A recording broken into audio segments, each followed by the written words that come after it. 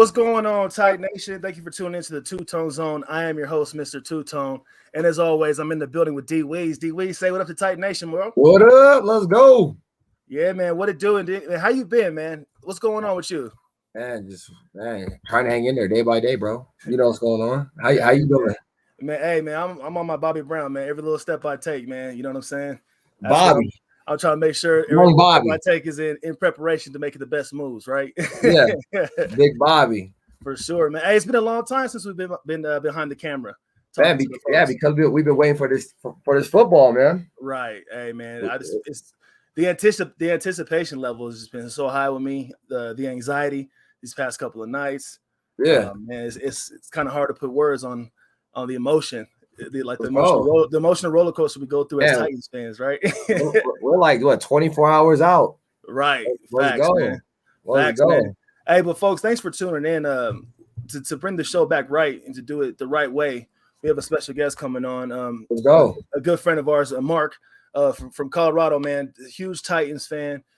He's actually a really good friend of my cousin, D Money. So shout out to my cousin D Money for setting this whole thing up. But without further ado, I want to bring him on and just get him in the mix with Mr. Two Tone and D Weez. So, folks, go ahead and say what's up to Mark here. Hey, how's it going, Titan Nation? What's going on, man? Let's go. Man, really, week one, man. It's exciting. Yeah, those Redbirds are flying south for that butt whooping. Oh yeah, you already know. Yes, sir, man.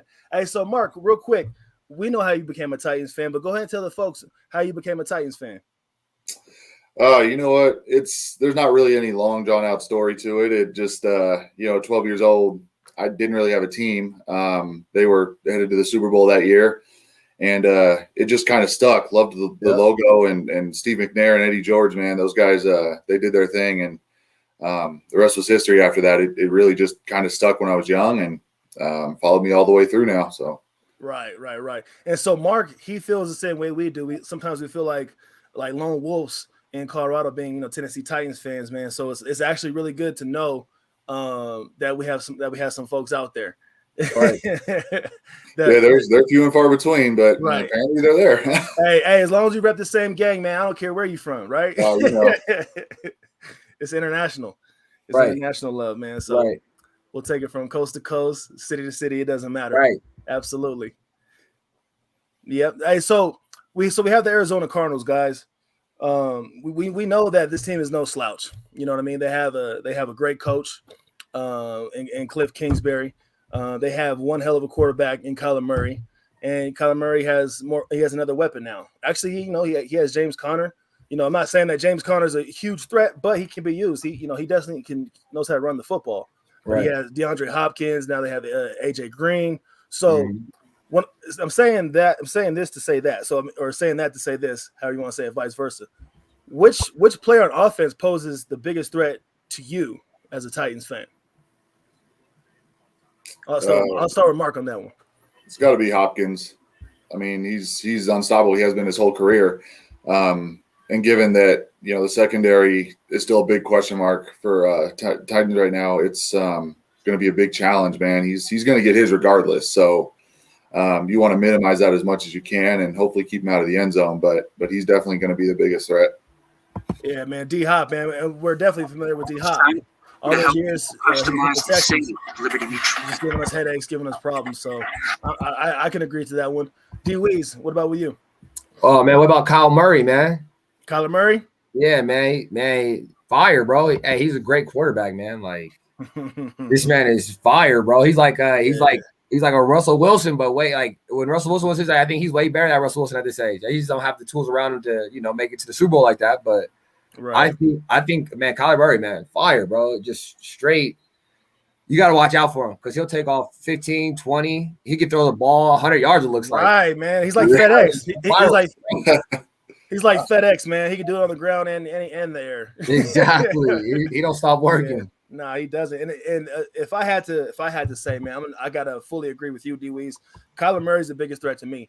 We had to eliminate him from missing tackles, from being able to expand plays. Because the more time you give him to develop something, he has those options. And D Hop, just to put it out there anywhere, they can go get it, right?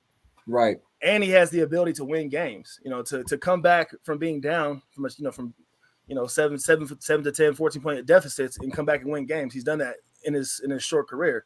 He's Right. only 2 years in, and he continues to get better. So, I gotta agree with you there, man. I 100% gotta agree with you. So let's go ahead and pivot to our defense. So we have some new faces in our defense. We have a nice mix between veterans and the youngins. Out of the youngins, who's gonna be the most successful this Sunday? I'll start with you, D Weez. You talking about on offense or defense? Nah, defense. That's defense. Oh, we going defense. We're going our defense now. So our defense now. Whoever's who's gonna strive the most this Sunday. Yep, out of the youngins, out of our young core. Man, that's gonna be hard, bro. Our corners are in safety going up against veterans, bro. So I mean, like Mark was saying, man, D Hopkins, like, can you really guard him? Can our rooks really guard him this Sunday? Right.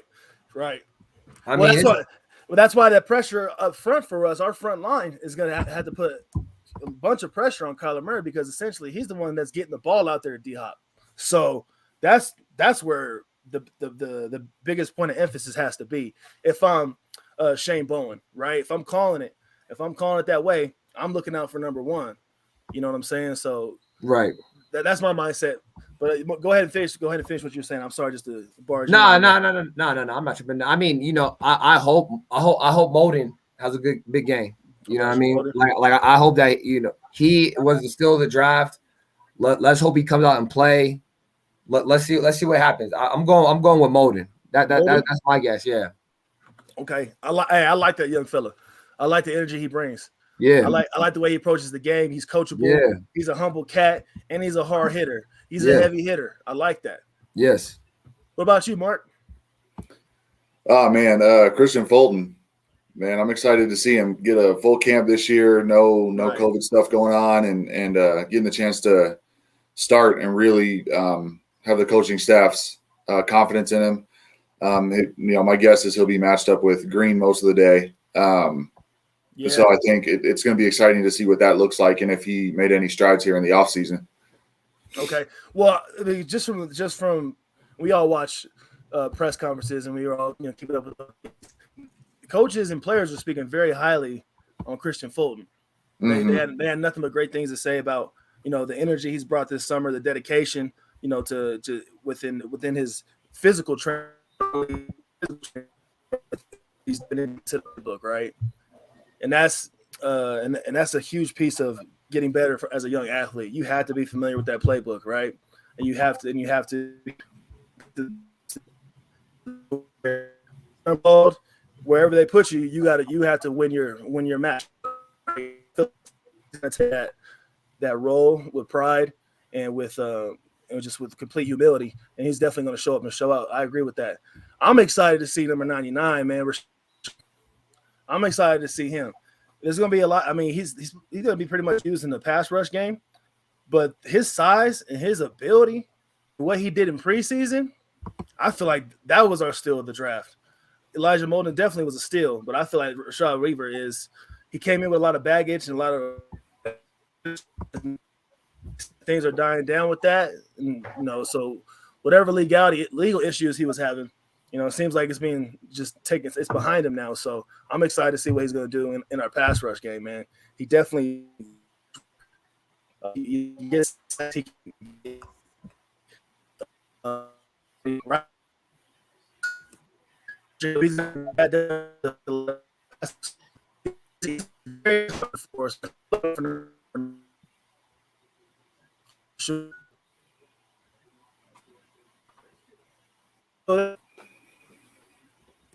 Yo, hey bro, you going out, bro? You still there? Yeah, like you going out, bro. Like everything you just said, like kind in and out.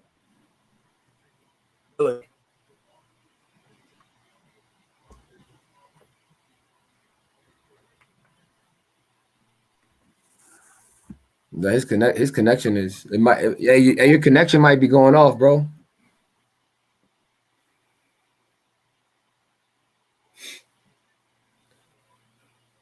You there? Hey, we back. We back, guys. Yeah, Yeah. you're back. Yeah. Yeah. You I went. don't know what's going on. You right went into the now. Matrix, bro. Right. You was in the Matrix, boy. Right. Like, man. Well, now I'll try to get that edited out. But hey, so the thing is, did you guys hear my pick for the young guys? I heard 99, and then it was Matrix. Rashad Weaver, 99. All right. He's disruptive. He's athletic. He's fast. He's strong. He's got this big physical presence and this huge physical mentality to match it. You know what I mean? He's gonna go in and be disruptive for us on Sunday, man. He can get sacks for us. He can stop runs in the backfield. He can bat down, deflect passes. You know, he's one of those guys he's one of those linebackers or edge rushers, however you want to call it. Because in the league, it's hard to label a defensive end or linebacker these days, outside linebacker. Right. But, he's just so versatile, man. You might see him get a couple interceptions this year. You know what I mean? He's tall. What is he, like 6'5", 6'6"? Mm-hmm. You know what I mean? He's huge, bro. He's got this wingspan. It's probably like 6'9", 6'10", right? So, and he plays low. So he's able to play high and play low. You know what I'm saying? So we all know low man wins, but the fact that he can do both, man, makes him a huge threat. So look out for number 99 on Sunday. That's what I have to say. He'll be in there for sure. Mm-hmm. He'll be rotating. Right. But look out for Big Jeff, though, too. Look out for Big Jeff, man. Jeff's a monster. Right. He lost weight this offseason. He came into his role. You know, he was hurt. You know, he kind of had to work his way back into the system. But he shows that he takes pride in his job. I think he's our only lifted D tackle. You think so? Mm-hmm. I don't think we have another D tackle. I mean, I think he's the only listed D tackle right now. That's crazy. Right, he's the only one holding down the spot. Well, you know, and that's why a lot of those guys, you know, are going to be versatile. What are your thoughts on T.R. Tart, man? I like him. He's going to provide a lot of double teams, I think, on as the season goes on, and provide a little bit of opening for Simmons. And young guy, he's got a lot of energy, knows how to get to the passer, and really, really big guy stopping the run. That's going to be the most important is clogging those holes up in the middle. So yeah, I think he's great. Right, he does those things that don't show up in the stat sheet. Mm-hmm. You know, and that's definitely needed within the realm of having a successful front line up there. But man, let's talk about Bud Dupree, man. It's looking like he might be playing on Sunday. He might be available week 1. That was a huge pickup in getting Bud Dupree. Huge pickup, bro. So hey, Bud Dupree's the man. Yeah, he's definitely the man. Didn't they compare Derrick Henry to being like the offensive version of Bud Dupree last year? Yeah, they both got dreads. No, I mean, but I'm talking about just being the same size. You know what I mean? Like being the same size and being as fast as they are. Yeah, Bud's the man, bro. Right. He said they both got dreads. Yeah, they both got dreads. What are you talking about? Oh, hey, since we're talking about Shane Bowen, how much faith do you have in Shane? Mark, I'll start with you. Oh man, it's really hard to tell because we were just so bad last week. Or last season. I feel like the only way we can go is up. So from that standpoint, I feel like I have a little bit of confidence in him that he can help turn around the culture defensively a little bit. But on the other side of that, it's kind of I want to wait and see it first before I instill too much confidence into him and into the scheme and all that. So kind of wait and see, sort of situation. But I definitely think we're going to be better defensively than we were last year. I just feel like that's a given, but how much is the question? Mm-hmm. Right. Man, I just love the fact that we have Jim Ward in our locker room now. That makes me feel a little more confident in moving forward. Hey, do you know how old Shane Bowen is? I would assume probably just a little 40s. I guess his age. You going out again? What'd you say? I would say probably mid-40s. Bro, Shane Bowen's 34 years old, bro. How old? He's 34. 34. Okay. He's old. He's stressed out, man. He's stressed out on the sideline. He's stressed out, man. He's 30. He looks a little old, but he's 34 years old, bro. I didn't even know that. Crazy. Yeah, I had no idea. I had no idea either, man. But he's got weapons out there, so he can definitely be a little more risky and tricky on defense. Yeah. No risk it, no biscuit. Right. So we have options out. Oh, he gone. Oh, there he is. He's back in. So You gotta go to the other side. Janoris Jenkins, Jackrabbit. You talking about Jackrabbit? Yeah. How big is Jackrabbit going to be for our organization, D Weez? I'll start with you. Well, he might be the man. He might be that veteran leadership we need on for the cornerbacks and safeties.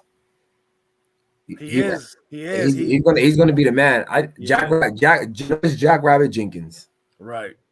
So you think he still got that Jackrabbit in him? I do. He's a natural athlete, man, and he has such a keen sense of like the defensive side of the game. He has such a keen sense, and he has a knack for it. And that the fact that he has that knack is gonna just be huge for that young core we have in cornerbacks. It's gonna be huge, man. Guys like Caleb Farley gonna be able to learn a lot from Janoris, right? Right. Yeah. So, what about you? Mark?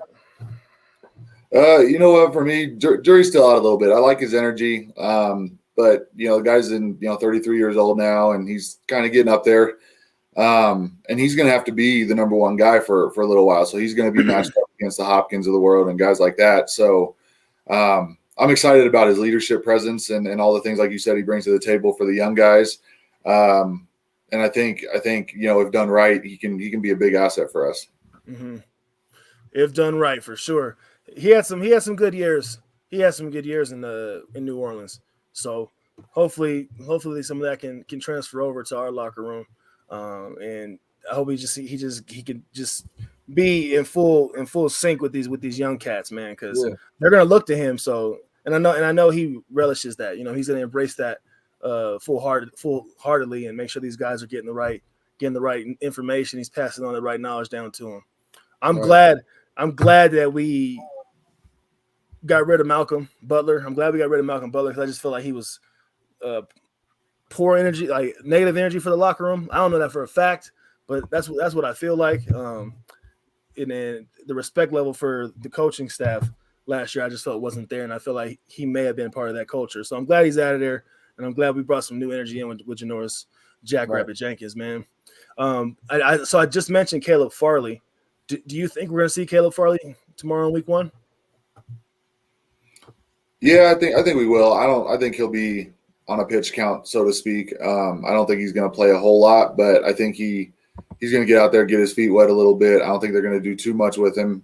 Just kind of let him experience the NFL game outside of the preseason and, see how the speed changes and that kind of thing. So I don't really expect to see too much of him, but I think he'll be out there a little bit tomorrow. Okay. D Weez, what about you? Yeah, I mean, he's not hurt or nothing. He's good, right? I mean, I'm not gonna say like he's still like hurt, but he's coming off that injury. That but that's what I'm saying. He's not on the injury report. No, he's not. But I'm just saying, like, do you think we're gonna see a lot of him tomorrow? Like, how much do you think we'll see him? Or maybe not see him at all. I mean, I agree. He might be on the pitch count, but who knows? If he excels, sky's the limit. Mm-hmm. You never know. Once you get on the field, it's all a different ball game. If you're the man, you're the man. But I didn't see him on the injury report though. Right. So I think he's good to go. Who knows how much they're going to use him? He might owe back taxes. Oh man, I agree. I think he's going to be limited because he has to play. It's kind of hard, man, because you want to go out there and play fast, but then in the back of your mind, you just have that thought like, oh man, I gotta be smart at what I do. Make my next move my best move. You gotta be play gingerly, and to play fast and gingerly at the same time. That's how you get hurt. Right. You know what I'm saying? So I just hope that he can overcome that mentally. We got 5 corners, so from day one though, he was in the playbook. He was asking coaches like, "Hey, let me get the playbook from day one." So, but actually getting reps out there, That's what's really going to provide that sense of confidence in his physical ability once that happens a lot more. So I hope we don't just throw him out there in the fire. I hope he is on a pitch count. But man, we are pretty deep. We are pretty deep in our cornerback room, man. We got Breon Borders too. Yeah, well, they don't need to rush Farley. That's the nice thing about it. Mm-hmm. Right, you definitely don't need to rush him. I just love that man's energy, man. And how fast really is he, man? Because they're saying he's faster than Tyreek Hill. No way. I don't know about that. That's cheetah speed, bro. That's cheetah speed. I mean, that is cheetah speed, but do we have the real cheetah in Nashville? Is that what's going on? And we might. He runs a 4. He runs like a 4.2 or something like that, don't he? Yeah, like a 4.3. Yeah, it'd be interesting to see the two of them line up, huh? Right, for sure, man. Hey, line them up. Line them up. Hey, one. Oh man. So, who's gonna lead? Just a bold prediction. Who's gonna lead the Tennessee Titans in interceptions this year? And INTs. Who's gonna lead the Tennessee Titans locker room in INTs? I don't know. Yeah, throw it out there. I'll start this one off. Kevin Byard. He's gonna lead the Tennessee Titans locker room in INTs this year. He's gonna get back to that old Kevin Byard that we had 2 years ago. I'm gonna go with Jackrabbit. You gonna go with Jackrabbit? Okay. Just because he knows the game, right? So like if you know the game, you saw a lot of quarterbacks, right? You see familiar things. He got the most experience. I'm just gonna go with Jackrabbit. He's gonna put himself in the positions to make those interceptions. So I'm going with Jackrabbit. Right. Okay. All right. I tend to agree with you on Byard, man. He had a down year for his standards last year. I think he only had one pick all season. Right. And I know that ate at him, man. He talked about it and just how the struggles that he had, that the defense had. And I think he's got a chip on his shoulder, man. I think he's going to come out ready to go, kind of start looking for the ball the way that he was before. And last year he seemed a little timid, and he was lined up in coverage a lot more than I think we would like for a safety. And this year I think that now that we have, the corners in place, he can sit back and just do his thing like he did, a couple years ago. Right, exactly. I mean, because when you're having to do it like 3 or 4 other jobs on top of your own, man, you're a manager. You know the drill. When you're short staffed, it makes it tough, right? Oh, absolutely, man, for sure. All right, so let's go ahead and pivot now. So, without further ado, man, let's dig into this Tennessee Titans offense, man. Let's dig into it real quick, man. Let's dig into it, man, because there's so many different ways you can attack the opposing defense with our offense right now, man. Like, we have weapons outside of our primary targets. We have weapons behind them, you know what I mean, that can make it happen. Some guys, are new, some guys are no name kind of guys across the NFL. No disrespect to guys like Cam Batson, but that's who I'm referring to. Because Cam Batson is a threat, but you have to watch Tennessee Titans football to know about Cam Batson, right? So that's what I'm saying. Like, in the guys like Racy McMath, we have Chester Rogers in the locker room. You know what I'm saying? Marcus Johnson.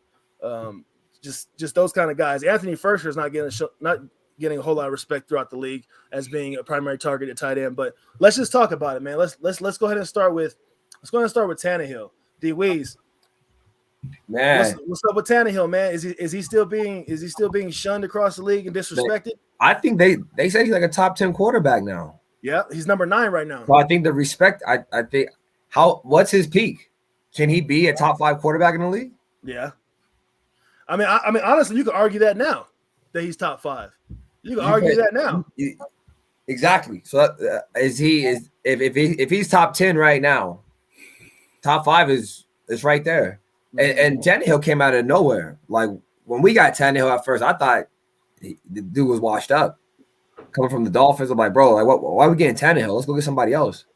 Right. But hey, sky's the limit with Tannehill. Shout out to that man. And Julio came here. He trusts Tannehill. He trusts him. So we have 2 of the top 5 receivers in the game right now. Right. And Tannehill's about to be top 5 quarterback, easy. Right. So with Tannehill, Mark and I were talking yesterday. He's just coming off COVID. Him and Julio So haven't. we don't know though. We don't know. It's like COVID reserve. Nobody really knows. Look, he couldn't pass the test. So whatever. So if they say that man had the C word, you know what I mean? Yeah, I'm a rock with it. But right. I'm talking about, so he's just coming off that. He hasn't really had too much time to have a lot of continuity with Julio Jones. But we do know he has continuity with other receivers, right?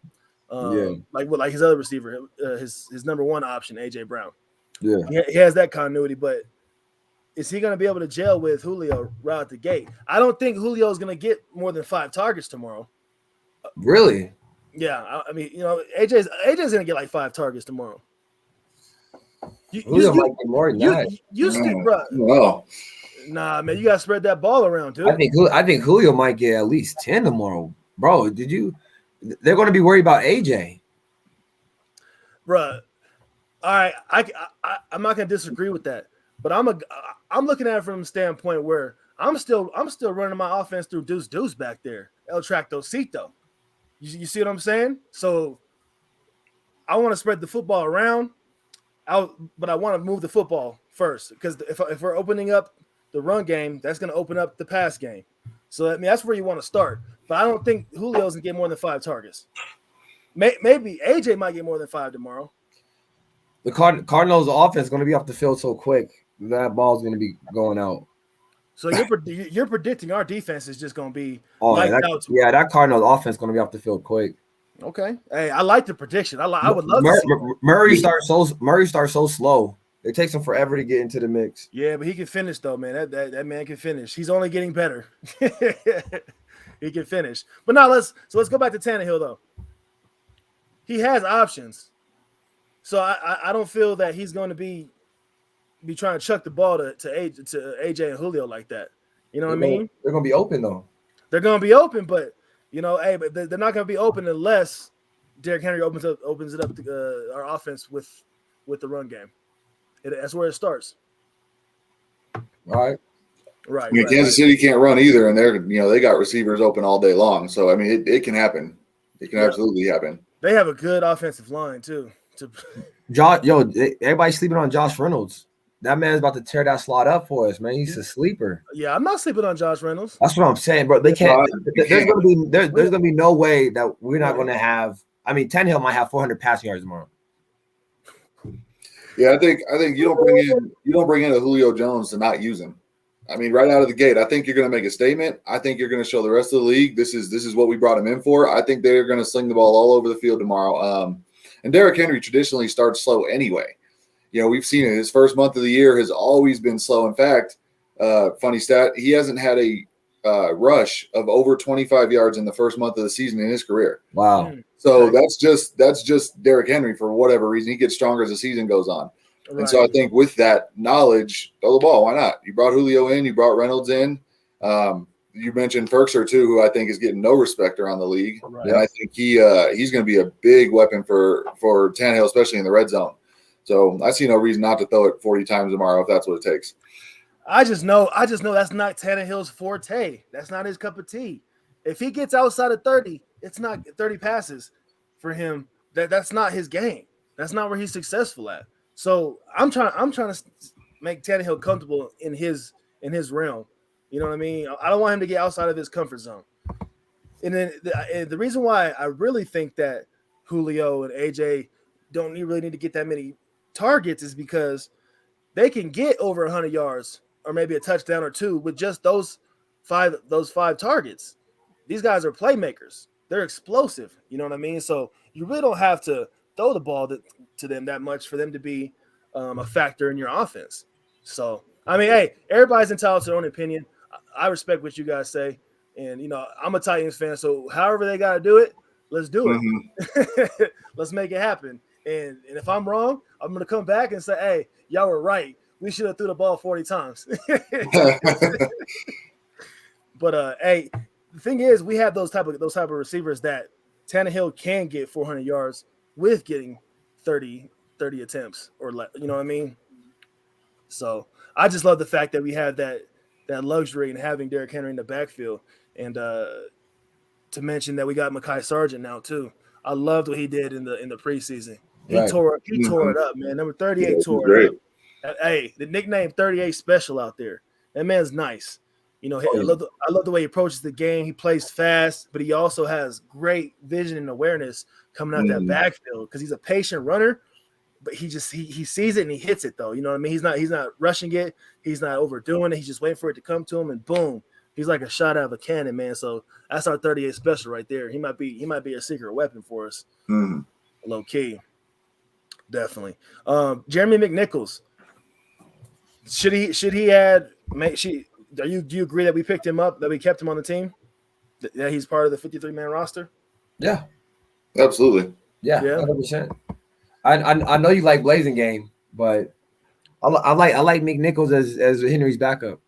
Perfect. Well, Blazing Game is he's the fullback. You know what I'm saying? He's still a running back though. I formation type of deal. I personally, I know Brian Hill didn't do too much in the preseason for us, but I would have kept him. I would have kept Brian Hill, man, because he's a veteran in the league. You know, had he got more attempts, more touches, you know, he probably could have did a lot more with it. You know, I'm not to say that I don't like Jeremy McNichols, but I would have kept another veteran back there. And Jeremy McNichols is coming up. What's his third year right now? Yeah, where's he in this league? So he's getting up there. He's getting up there in as far as getting closer to being a vet. But I would have went with Brian Hill personally.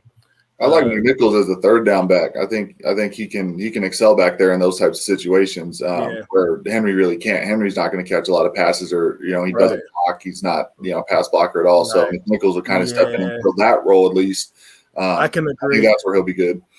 And that's where, man. But that's why I hate that Derrick Henry's he's not very good in the pass protection, because when you have Jeremy McNichols in there, it's pretty much obvious that we're going to pass, right? So I wish that we had that weapon in Derrick Henry's arsenal. Right.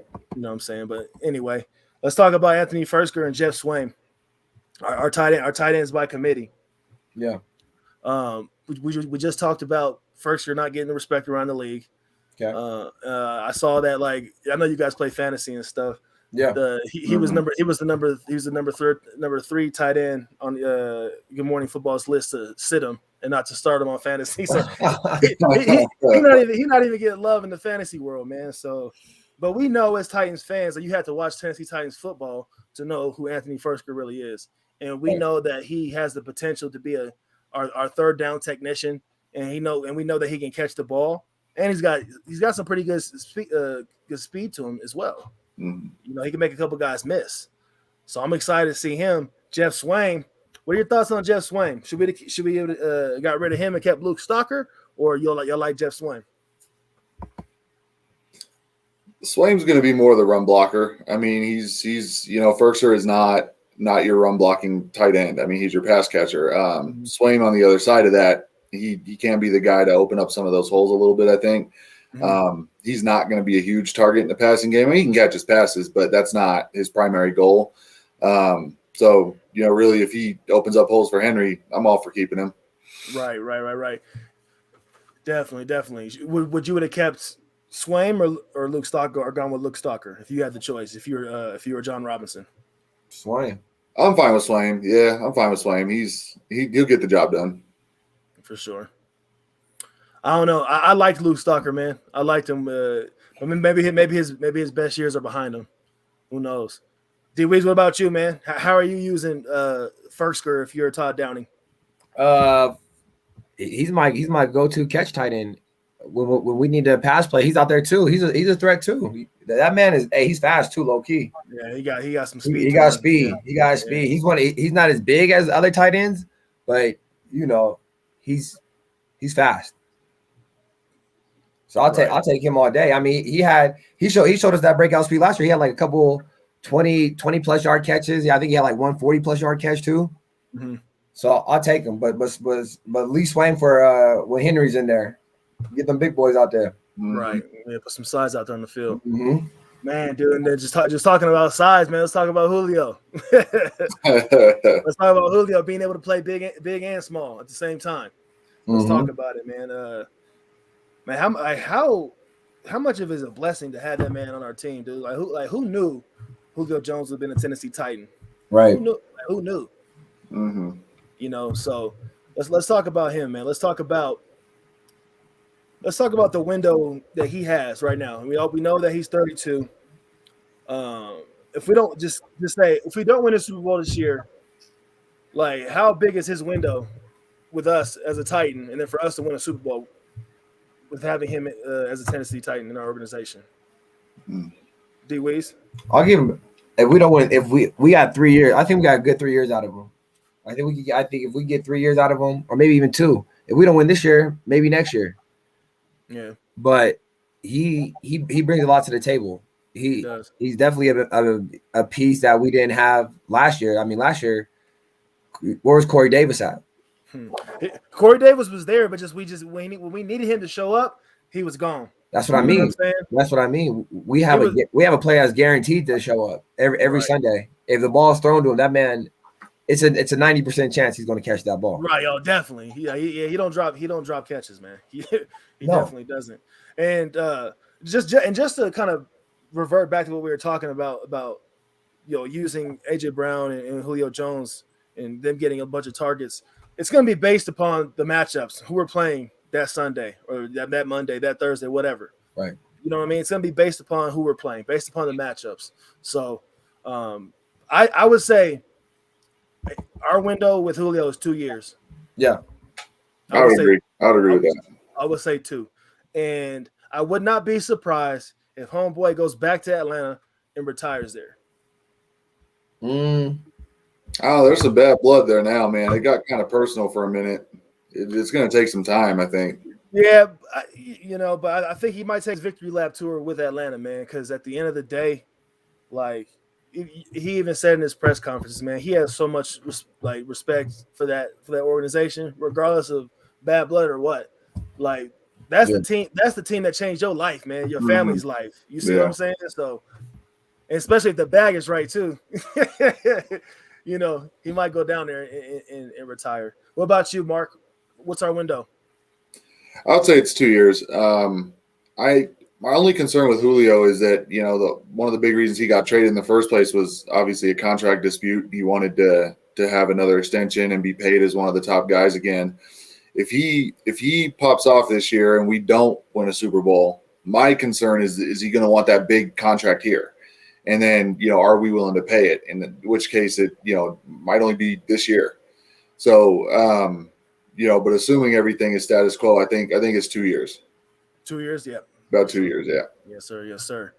AJ Brown, man, dude, talk about just getting it out the mud, man. It just and being able to have that swag about you, but also be able to back it up. Like, there's a reason why you have that swag, right? And that confidence in his ability. Did you guys know that man used to play baseball? I think everybody play baseball. Yeah. He played baseball, and I think he had an opportunity to play in the big leagues as a baseball player, man. But just how athletic he is and gifted he is, man. I love that dude's his tenacity, the way he approaches the game, like how much confidence he has in himself. But as another thing too, like just to talk about our windows with receivers, I think our window with him is 2 years too, because that man wants to win, and he wants to be a number one. He wants to be the number one target, right? And he wants to. And then pretty soon he's gonna want that money too. So if we don't win a Super Bowl in 2 years, I can see him want to go. I don't know. I know that's a stretch. I don't know. I don't know about that. I know we're not gonna let him walk. Yeah, we're not gonna walk. He's solidified. You think he's gonna retire as a Titan? I mean, he may not retire there, but he's not getting out of his rookie deal and going somewhere else. That's just not going to happen. Yeah. I mean, you don't want to. You don't want to leave Henry either, though. Well, think about it, man. So Henry's his clock is ticking, man. Like, we just gotta be honest. As a running back, it takes. I mean, we don't know if he can be on an Adrian Peterson status, that Frank Gore status. We don't know if he can do that, right? Yeah. So yeah. And also with Tannehill, he's getting older too. So if we can't put a quarterback underneath the center that's going to be able to keep an AJ Brown happy, that's what I'm talking about. because our window with Tannehill, we signed him to a big deal, but we all know them deals can be wiggled out of. We all know that. So down the line, who's going to replace Tannehill? I mean, I know I'm reaching a little bit. I know I'm kind of who's to say we can't even think about future quarterbacks right now. Well, that's we don't know who's going to prosper. But I'm saying that to say this though, we have to focus on his 2-year window. Okay. Because every team has their rebuild process, and those rebuilds could be. We know as Titan fans, 10 years, bro. You see what I'm saying? Like, and it's all about timing and preparation. The right mix of coaching, the right mix of your special teams unit, the right mix of defensive players, the right mix of offense. It's a 4-phase game. So, like I said, we have like this core around us right now that we have to do it. And just thinking from I know we can't really think into the future or try to predict it because I know it is reaching a bit, but it's the reality though. Because I'm thinking that way because I'm not ever going to change my team. So right. I'm just trying to think ahead. Yeah. Just trying to think ahead a little bit. Let's talk about Chester Rogers though. Since we're on that receiving core. Well, it's been a long time since we had somebody in the special teams game that can make moves and that could be a threat. I am excited that he's back there catching punts. I am excited. Yeah. Who was it who kept him from scoring that touchdown? Was it Blasting game on that punt return? Was it week 1 preseason? Yeah, he got tripped up somewhere. Yeah, I think Blasting game Blasting game was trying to block, you know what I mean, trying to do his thing, but it kept him from scoring, I think. But yeah, man, I think we have a huge special teams weapon in Chester Rogers, man. Huge. What about Racing McMath, man? The coaching staff was talking highly about him during the OTAs and training camp, and as were the players as well. And I even heard a mention of that he's like Julio Jones, as far as like his size and his ability to play big and small. What are your thoughts on Racing McMath? I love LSU players. So I think he runs like a 4.42 or something like that. He's pretty quick too. He's fast, man, and he has strong hands. He's pretty quick too. So yeah, he got strong hands. He'll get more opportunities than people think. That's for sure. Yeah. Agreed. And like you both said, dude, too. Josh Reynolds, man. Let's talk about it. He's not a guy that has a bunch of speed, but he's got that build-up speed. He got that game speed. You know what I'm saying? It just takes a little while, but I like his size. I like the fact that he's like long and lanky. You know what I'm saying? Right. I just hope he can stay healthy. I'm not sure, like to what extent his injury what his injury is right now, but I just hope he can be healthy. And when his number is called, number 18, I hope he can step up to the plate, right, and make it happen. And it's crazy how my opinion on him changed so quickly because when we first picked him up before we had Julio, and it was looking like he was going to be, opposite AJ, I was a little worried because that's not really his style. Right. Not really what he does. I mean, he's a big guy, but he's not. He doesn't have that number 2 wide receiver kind of speed or anything like that. But out of the slot, all of a sudden, he becomes a whole different animal for us. And I think it's certainly a much better natural fit for him there. Right. And he'll be able to create some matchup problems for sure out of the slot as opposed to being out wide. Right. Exactly. And I think he embraces that role. I'm number 3. You know what I'm saying? I think he embraces that role because when he was with the Los Angeles Rams over there with Sean McVay, that's what his role was, and that's the reason why the Tennessee Titans picked him up because he has success in that organization as being number 3. We spoke about Cam Batson earlier. Or I brought him up. I love Cam Batson, guys. Like, what's your respect level for Cam Batson and his ability, man? And I think he's underrated as well. Not only with just across the league, but just even in Titan Nation. I think a lot of people don't really recognize what he brings to our team, man. Because when it's time for like big catches and plays, he showed up and showed out. And that whether that was in preseason or regular season for us in previous years, he's done some big things for us, man. So, how do you use Cam? Like, do we continue to use Cam Batson in the role that we have him in now, or do you think he deserves a little more targets and to be a part of the offense a little more? Do you think you think the way we use him now is good? We're be content with how we use him now. That's why you're only saying Julio's going to get 5 targets because you're trying to spread the ball around everybody. Well, guys deserve it. Guys deserve it. I mean, Julio's already. I hear you.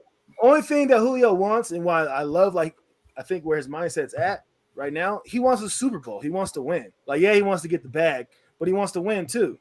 Right. So he's not going to be pissed off if he's not getting the ball. Like, he would love to see him coach a young guy like Batson, and then Batson go out there and make a play. But Batson is more like to me, I hear what you're saying. He's definitely more of a slot player, but bro, we got size at receivers. You know, Batson, he's not one of our biggest receivers. No, he's not. He's 5'8". Right. So, he's a little dude. Right. So what I'm saying is I don't see him really get in the rotation because we have such big options on the other end. Right. So it's not like, I mean, I know Batson, he's a baller. Don't get me wrong.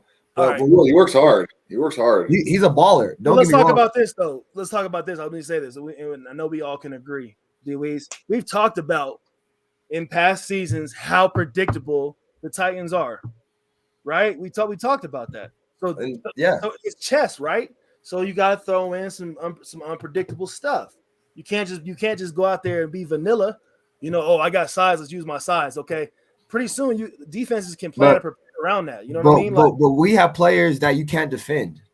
You're talking about Julio, who's an all-time great. You know, he's not just another guy with size. He's Julio Jones.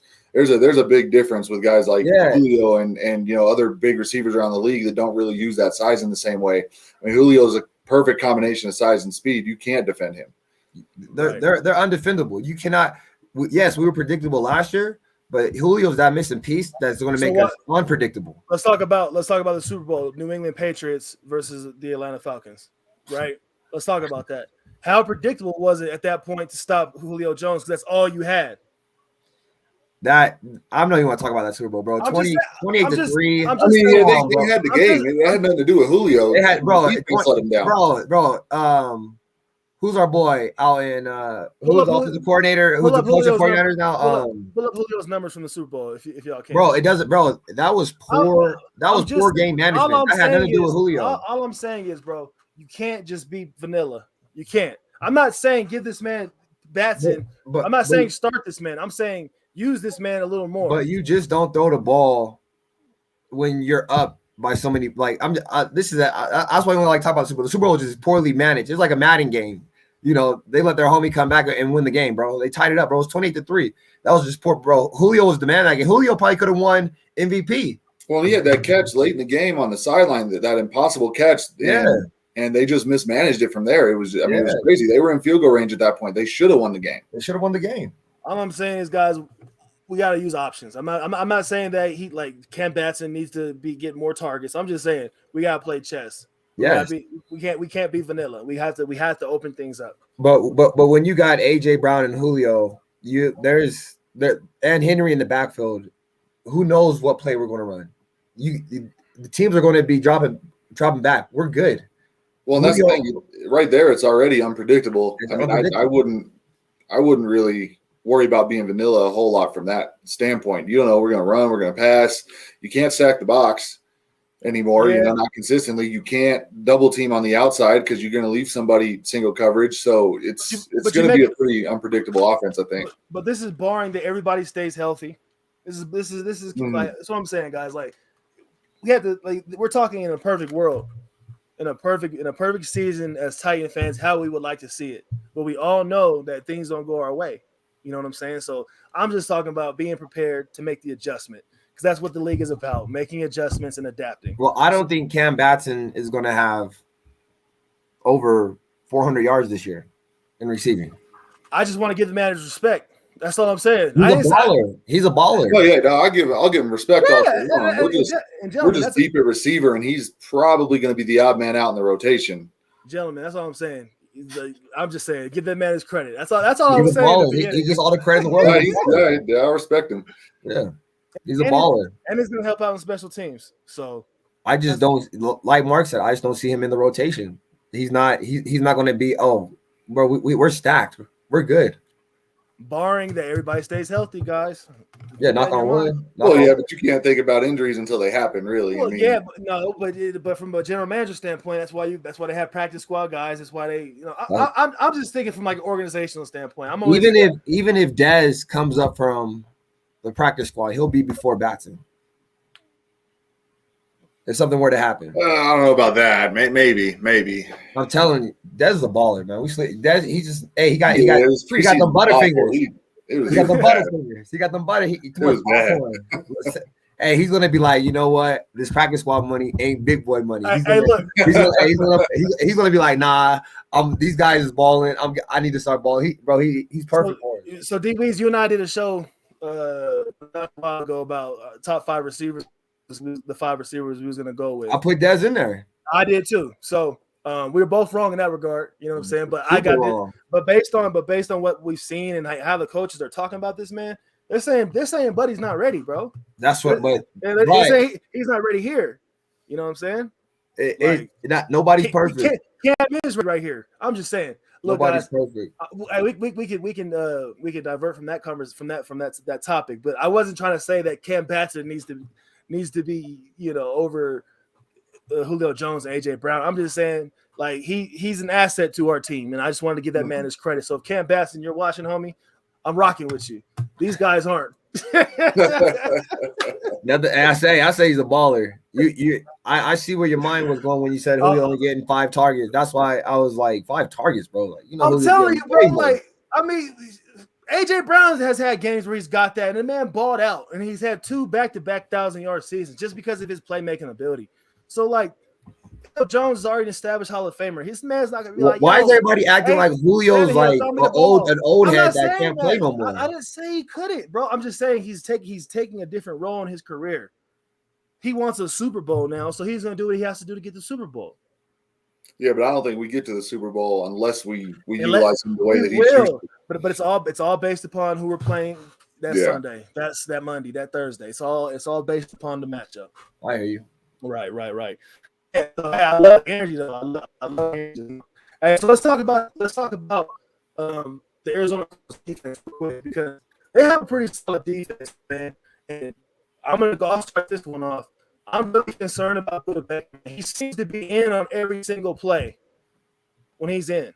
He seems to be a part of every single play. That man plays fast. He's got a good knack for the football. He's a hard hitter. I'm sorry. You know what I'm saying? Hey, who you talking about, bro? You cut out. Who you talking about? Budda Baker. Okay. That's who I'm one of the best concerned safeties in the about. league. Baker. I'm concerned about that man, dude. Like, I really am. And that's who I'm trying to locate out there. I'm trying to locate Budda Baker because he's just, like I say, he's everywhere. He seems to be in on every play, on every single play. And if I'm Todd Downing, that's who I'm locating, man. 100% is Budda Baker, dude. Keep him out of the plays. You know what I'm saying? So if you got to play chess by throwing the ball to a Cam Batson, let's do it. Let's do it. You know what I'm saying? Like, do what you got to do. What are your thoughts, Mark? Oh yeah, Budda Baker, man. He's one of the best safeties in football, and he's a guy that knows how to make plays. He's a playmaker. He doesn't always have the interceptions to back it up, but he makes plays in other ways, whether it's a big hit or breaking passes up. But I'm more concerned about Chandler Jones, man. He's a guy that just, our offensive line worries me a little bit. Got some young guys there and Luan coming off the ACL. So, with that pass rush coming around the end there, and he's not going to see as much attention with Watt on the other side now. So I'm a little concerned about that. Yeah, and best believe, man, that pressure is coming from that right tackle side, man. Mm-hmm. Best believe it, dude. Because Dylan Radins, man, we still don't know who's starting at that spot, but we have like a plethora of guys we could start. Guys that Kendall Lamb. We got some veteran guys that are versatile that can slide over to the right tackle and play there. We still got Sombrello. We got Questenberry. Like, we got guys, man. So, and that's just what I'm talking about. Like, the Titans are prepared. I'm just saying. Are you forgetting about JJ Watt? Man, look, dude. Listen. No, JJ Watt gets no love with me, bro. He just gets no love with me, bro. Like, so he's not a threat. Yeah, he's a threat, but he just like my number one concern is Budda Baker. If you're concerned, JJ Watt, then let it be. No. That's not like we're talking about Chandler. I was talking about Chandler Jones. I'm saying you got JJ Watt out there too. I'm saying we're talking about our line. All I'm saying is that you got it. There's going to be very small double teams tomorrow. Mm-hmm. The line got to hold for themselves. Right. We might see a little max protect tomorrow too.